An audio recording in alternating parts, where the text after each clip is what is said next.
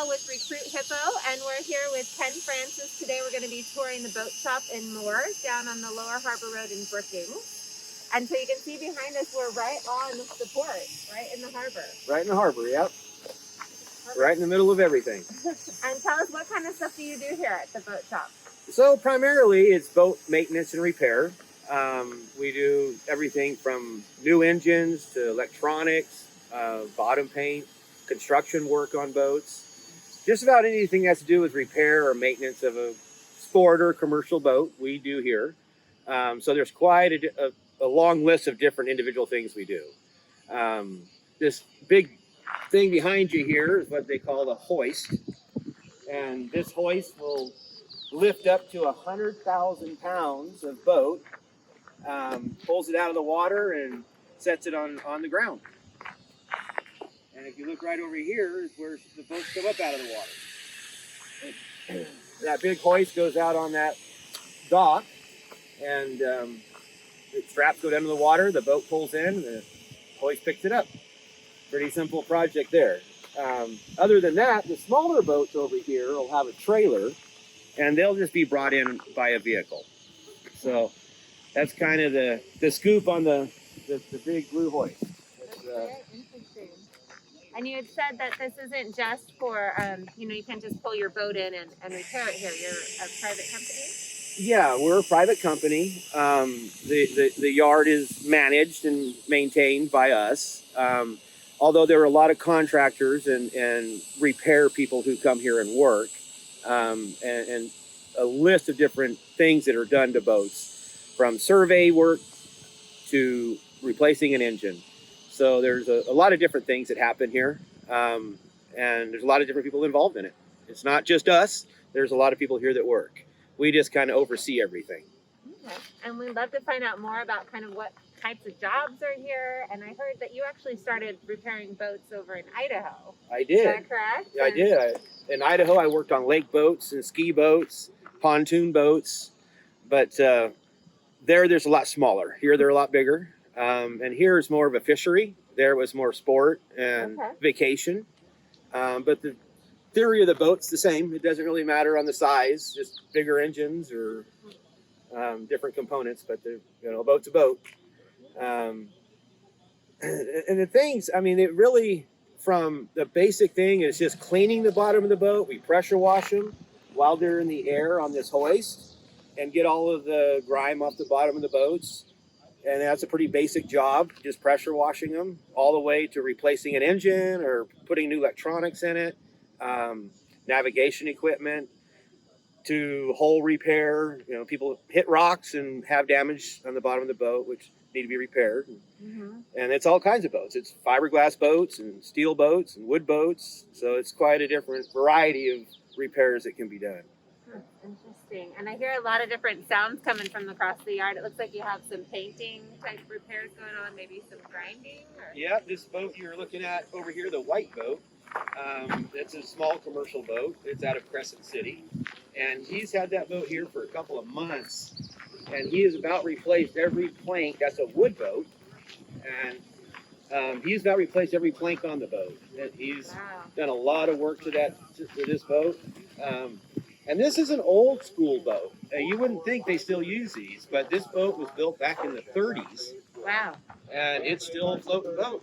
They're just repairing it. You can drop off medications and medicines at the So it's built in the 30s, and then how long have they had it here in the yard? It's been here for a few months. Okay. It's been here for a few months. They've done a lot of work to it. They've between each of those planks on the boat, they have to re-chink, which is like a cotton or a hemp that gets beat into those joints with a little spade-looking thing and a wood hammer.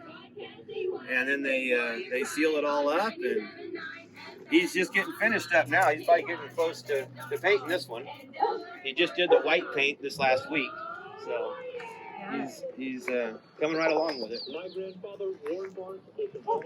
And you have another, it looks like this might be metal then. So this other boat, the Samantha, this is a steel boat, and he's getting a new engine in his boat, a brand new engine.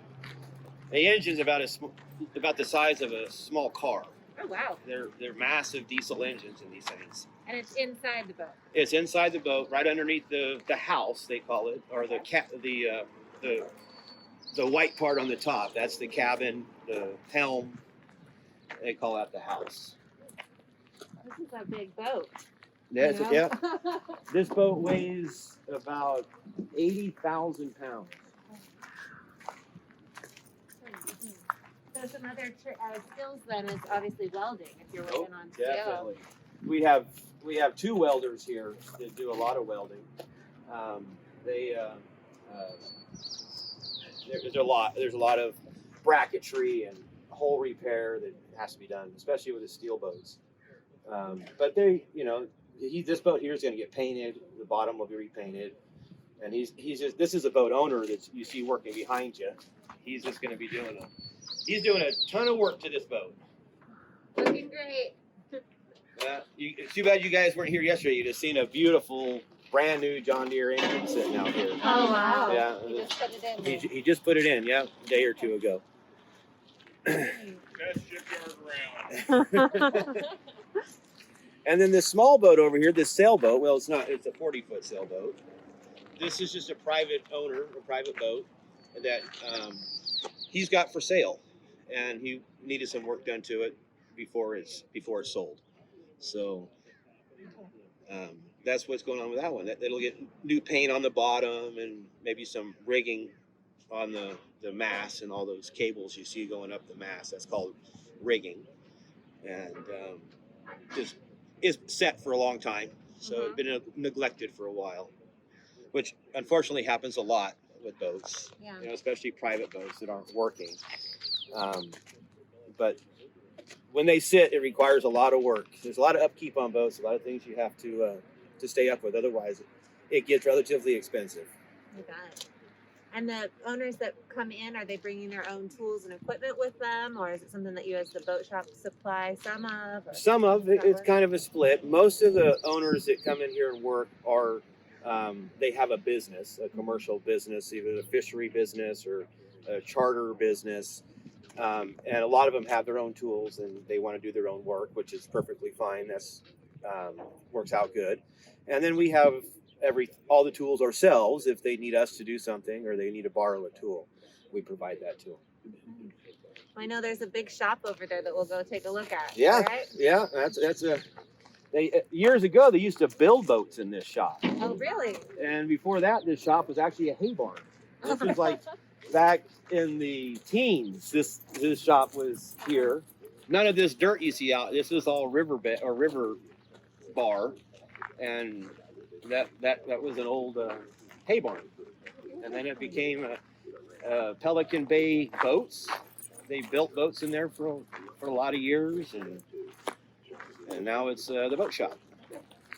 So at max capacity, it looks like you can have quite a few boats in here. How many do you usually have in at a time? Typically, in the wintertime, maybe 3. In the summertime, it'll be jam-packed. Yeah. There'll be boats waiting to come in as one goes back out. Okay. And the duration they stay in here, it kind of depends on what the repairs need to be done. Like we had talked about, this one's been in here for a few months. That would be a complete overhaul. Where, like the Samantha might be in for a week or 2. Okay. And then some boats that just need a quick bottom paint and a pressure wash might only be in for a day. Okay. So it just really depends on what needs to be done. Yeah, that's cool. These other sailboats you see over here, we call them they're boats that port has seized due to non-payment, and they'll be auctioned off this fall. Oh, interesting. So there'll be a public auction on that kind of stuff, and we pull them out, we get them up on dry dock, and they'll sit here until the auction, and then people will be able to buy them and put them back in the water. Okay. So with the port, then you said it's a rental fee then to have your boat out here? Yeah, so the port, it's kind of like any property rental. You rent a slip, it's your slip. This side is primarily commercial to your right. There are a few private boats, bigger private boats to the right. On the left is primarily sport, with a couple of yachts on the left, private. There's not any commercial on the left. And then way down at the end, you see the building with the red roof. That's the Coast Guard. Oh, okay. So they have slips down here too. And we pull their boats about 3 times a year, and they do all their own work. We just pull them out of the water and let them go to town. I was looking at the dog. What was your dog's name again? This is Brundage. Yeah, he's my buddy. He stays with me all the time. Hi. Yeah, that's a good The boy. shop dog. So if there's any dogs out there looking for careers. Yeah, we even have a shop dog.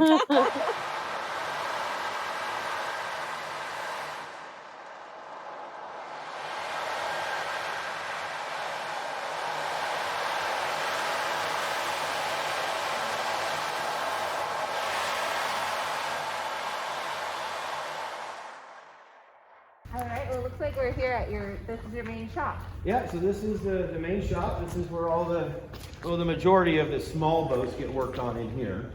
As you can see, the big boats would fit in here, but all of the small sport boats that we work on, we bring in here. And then some of the repairs on the big boats, if there's an engine repair, the engine has to be pulled out of the boat, we'll bring the engine in here and do the repairs inside.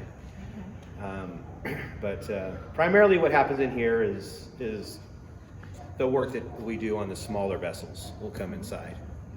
And what types of jobs could you have if you were to work here? It looks like there's a lot of different tasks. So there is. I mean, there's jobs from a lot of cleaning, pressure washing, to painting, carpentry work, electrical work, mechanic, work as far as engine work. And there's a variety of engines from diesel to gas. There's demolition work that goes on. There's quite a variety of different aspects, or different things that we have people doing.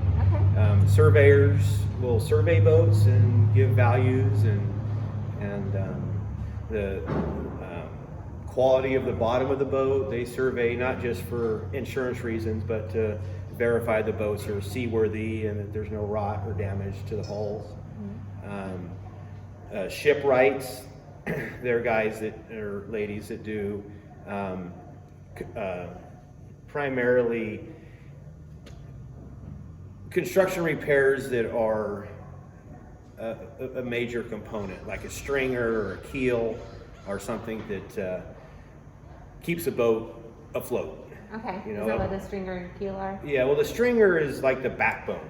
Okay. The keel and the stringers are like the backbones of a boat. That's what supports the boat, supports the engines. And they rot. Most stringers are wood. So even in the newer boats, they're a laminated wood, fiberglass laminated. With the exception of steel boats, there's very little wood in a steel boat. That's primarily all steel, but they rust. So then you have to deal with rust, and that, again, is stringers and keels and things like that. So when a shipwright comes in, that would be like your super knowledgeable guy or gal that just knows construction. They've had a lot of schooling. They're like an engineer.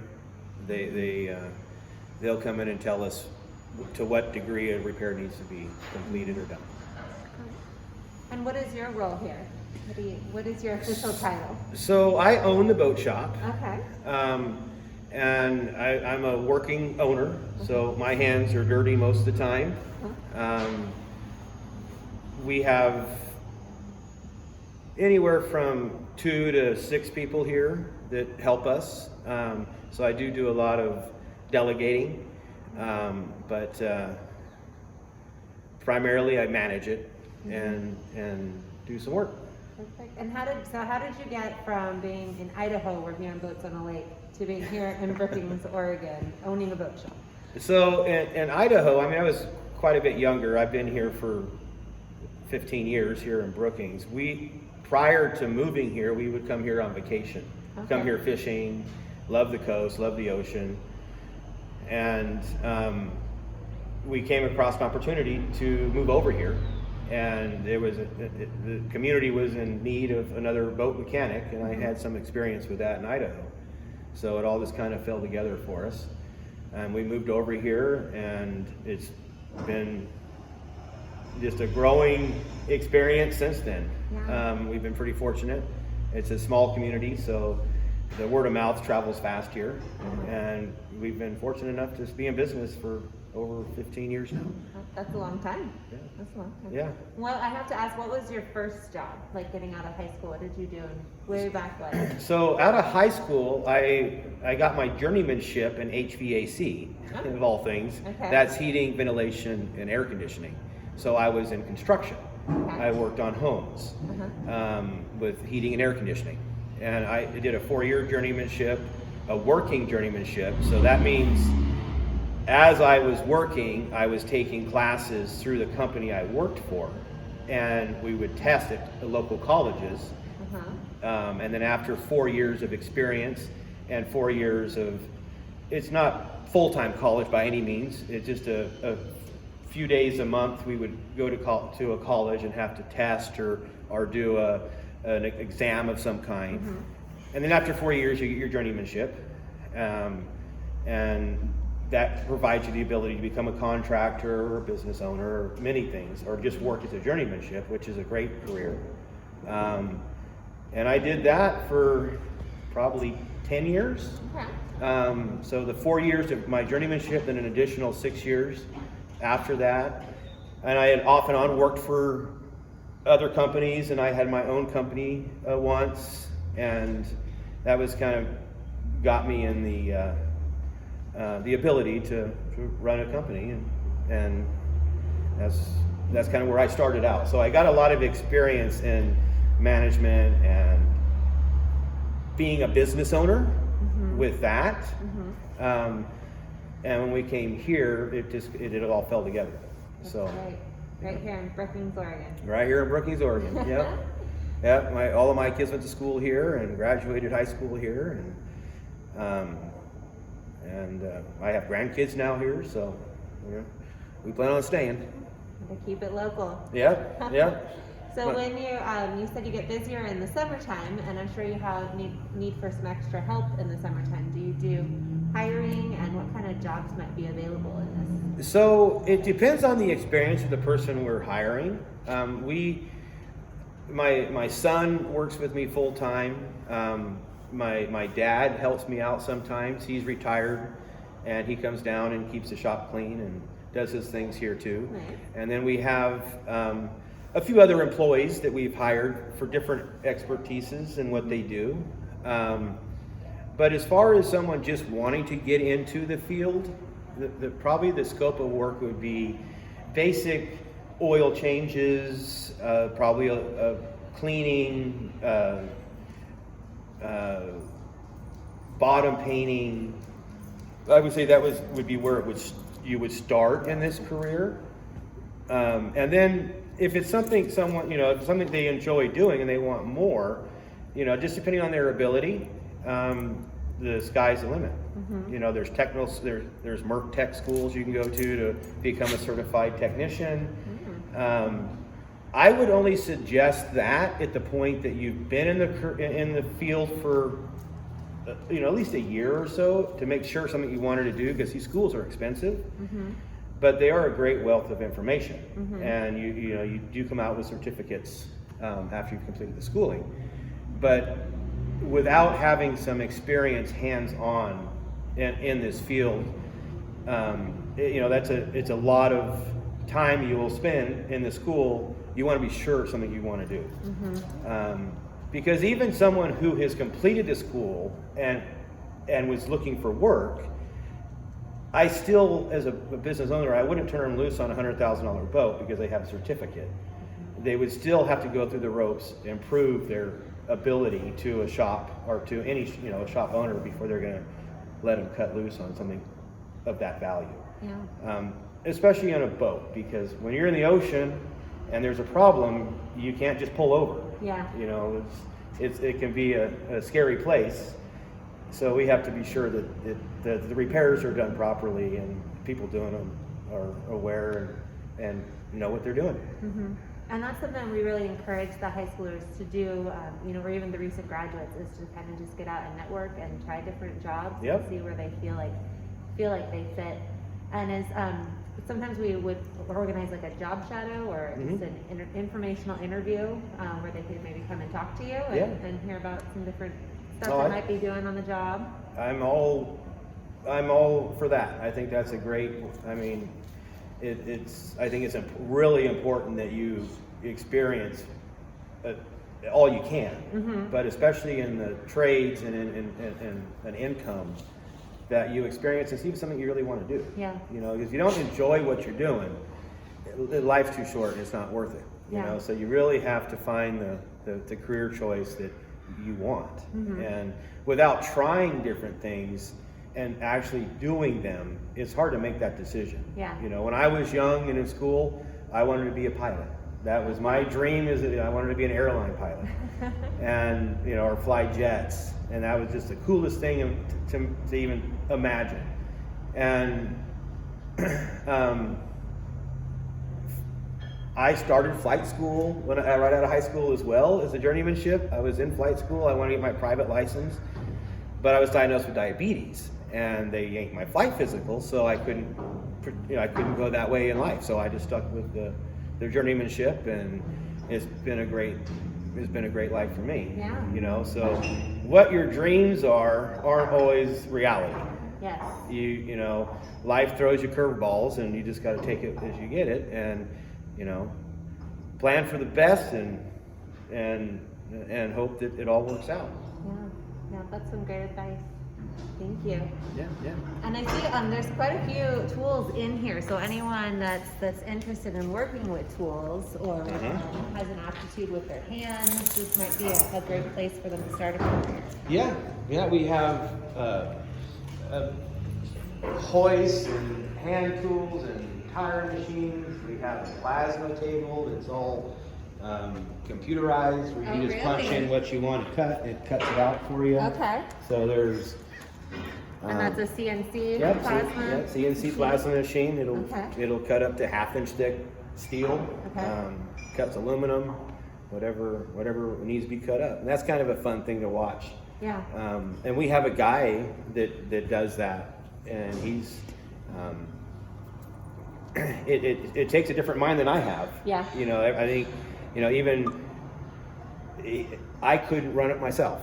And he does all the programming and builds some amazing things, writes his name in metal, and it's pretty cool to see him work. That's neat. And I know that's something that we have at some of our CTE programs at the high schools is getting them started on basic CNC stuff. So this is one of the applications of what you're learning in school right here. Yep, absolutely. And, what is the semi truck doing?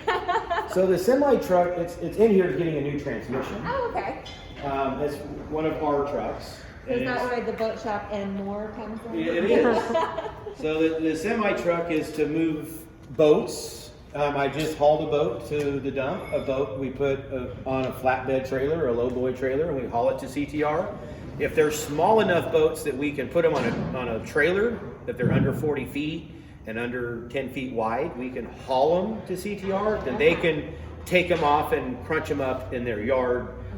And it's a lot less expense. Okay. The bigger boats that we can't haul down the middle of the road, then we have to crunch them up here. So the truck is used for hauling boats. We also use it for moving the excavator you saw outside. And that'll be a use that truck will have. And can just anyone drive this, or do you have to have a special No, license? yeah, you have to have a special license, a CDL. Okay. It's not a hard thing to get, but there's also schools to get your CDL. We don't haul enough here to justify requiring a person. I mean, I have my CDL. You have yours, and you're the staff member then that drives. Right, and my son, he can drive it around the yard in here, but on the road you'd have to have a CDL if you're going to take it on a public road. Yeah, we just opened, there's a new trucking school just up the coast south of Coos Bay that says Coast Trucking School. So yeah, those are great. Those are great programs because that's an instant career.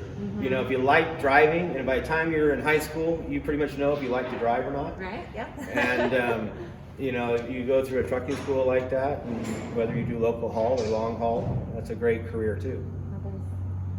So tips, again, for all of our high school students that might be watching, you know, we're looking at, as you're a business owner, people might be applying for jobs. What are you looking for in a potential employee in terms of like a resume or traits or skills that you'd like to see? I would say probably the most important thing I'd like to see on their resume is that they don't mind getting dirty. This is a dirty job. It's not a clean job. And I personally, I rather train someone who knows nothing than train someone who knows enough to be in trouble. Yeah. So young people looking to get into the field are great, you know, because if they aren't afraid to get dirty and they have a mechanical mind or mechanical skills. I mean, some people know how to take a bolt apart. Some people can't figure it out. And it doesn't take long to realize that, hey, this is going to work out great for this person. They're mechanical. They understand. And they're able to be trained. And they're able to be trained. And willing to learn. Yep, absolutely. Yep. So as far as looking for anything in particular, you know, other than the simple fact that it's hands work, you know, you're going to get your fingers beat up. You know, there's lots of heavy things, lots of sharp things. You know, so it's and greasy things, you know, fishy things. So it's just it's not for everybody, but it's certainly some people love it. I do. Yeah. You know, it's been a great career for me. All right, well, I wanted to thank you so much for giving us a tour today and talking to us about your career. Again, this is Ken, and we're at the Boat Shop and More down in Brookings. And this is Annabelle with Recruit HIPPO, and we want to thank you for watching today.